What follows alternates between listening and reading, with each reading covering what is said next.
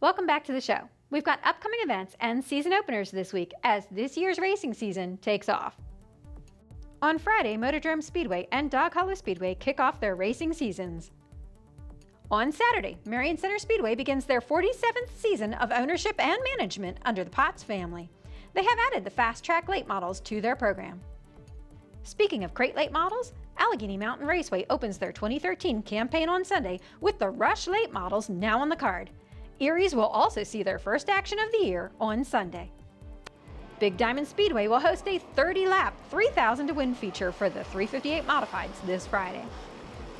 Their asphalt cousins will take to the tiny bull ring of Mahoning Valley Speedway for some extra laps and extra money. May 4th here at Mahoning Valley Speedway, the first in the 5-race series, Mahoning Modified Madness Series. It's a $3,000 to win 100-lap main event, and it's going to be a beaut. We always have these great 100-lap races here. The stars come out. We have all the regulars plus the outsiders, and it always turns out to be an action-packed show. The fans will be here. The drivers will be here. You don't want to miss it. That's May 4th, the first race in the 5-race Mahoning Modified Madness Series. It's a $6,000 purse overall and $2,000 to the series winner. Make sure you're here. Looking forward to seeing you. One of the competitors will be former track champion Eric Beers, who has been running on the NASCAR Wheel and Modified Tour the past few seasons. Yeah, we ran the tour the last 10 years. We finished the top 5 in points the last few, and we decided to make a change and run closer to home. That way more of our fans and our fan base in the area can come see us, and closer to our family and stuff, and this place is a hell of a lot of fun. We'll definitely be here for every race this year, pretty much. All the big shows that pay extra money will be here running. The 100-lappers here are a great race to watch. You never know who's going to win because somebody could be running 7th or 8th, with 15 to go and just drive to the front and take the win. Although 100 laps on the quarter-mile circle can go quickly, it still takes a different mindset to capture extra distance races. A lot of patience. You got to keep your tires under your car, not get your car dinged up too much because there's a lot going on out there. It's a short little quarter mile. So, you just want to stay out of trouble, keep everything nice and balanced, save some tires for the end, and, when the time is right, just take what you can get and get to the front. If you want to see some good short track racing, you come here and watch one of these 100-lappers and you'll come back. If you need a racing fix next Sunday, the Sport Modifieds and late models will highlight the racing card at Mountain Speedway. Or take in the 410 Showdown in the Laurel Highlands. The 410 Sprints make their first appearance ever at Roaring Knob Motorsports Complex. During the past few seasons, Fast Track has been the premier crate late model series in the Northeast region. But now they have some competition. During the off-season, the former directors of Fast Track formed the Rush Late Model Series. And on Saturday night, the Rush Late Models took to the track at McKean County Raceway. When there is a crate late model race at MCR, it's a safe bet to pick Max Blair as the winner. Blair started his number 111 machine outside of the second row.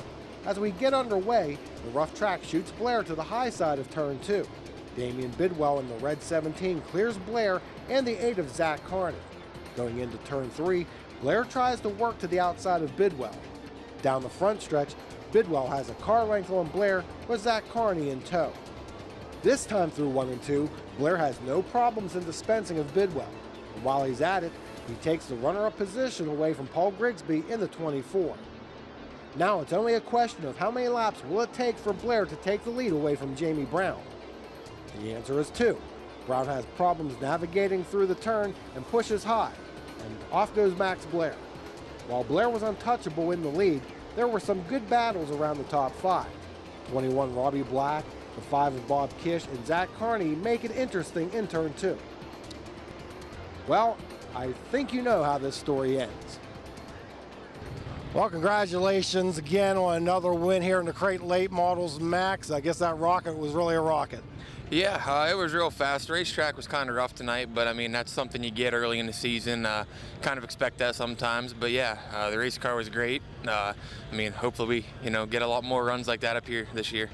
Yeah, those TBR cars are certainly fast going around here now. This is a Rush Series race. We've seen you in the Fast Track in the past. Where are you going with this? I'm still going to do this whole fast track deal. I really believe in what they are, and I really like them guys. I'm going to do the whole fast track touring deal like I have in the past. I'm going to race up here all the time that I can. when it doesn't interfere with the touring races. But I mean, they're paying so well up here, and I love this place. I really like the people and enjoy racing here, so we're going to come up here as much as we can. Your dad hurt his back. He couldn't run in the Supers tonight. I understand you may be in that seat a little bit?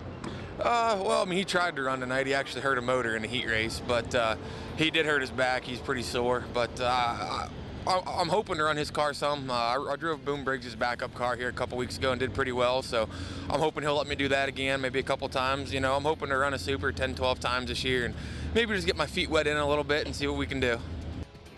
Well, there you have it. No surprise. Max Blair is your winner, followed by Damian Bidwell, Ed Carney, Robbie Black, and Bob Kish.